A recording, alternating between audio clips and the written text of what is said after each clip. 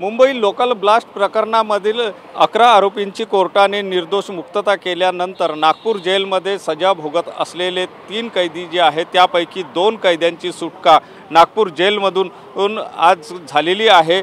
मात्र यातील एक कैदी जो आहे नावेद हुसेन रशीद हुसेन खान याच्यावर नागपूर कारागृहात कैद्याला मारहाण करण्याचं प्रकरण प्रलंबित असल्यामुळे त्याची सुटका मात्र आज होऊ शकलेली नाही आहे। मात्र 2 कैदी जे आहे हे अली आलम शेर शेख आणि एतियाज सिद्दीकी या 2 जणांची सुटका या ठिकाणावरून आज करण्यात आलेली आहे। महत्त्वाचं म्हणजे या ठिकाणी जर आपण बघितलं तर जेल प्रशासनाने पहिलेपासूनच या ठिकाणी मीडियाला बाहेर ठेवण्याचा प्रयत्न केलेला होता।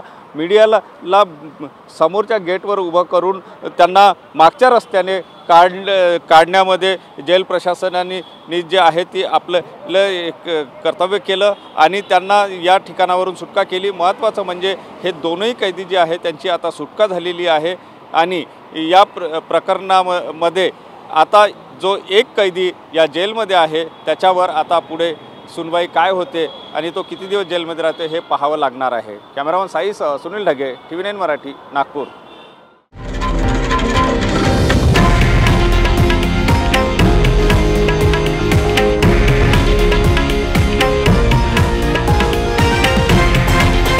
हे आहे देशातील नंबर 1 न्यूज नेटवर्क आणि आपण पाहत आहात TV9 मराठी, एकमेव।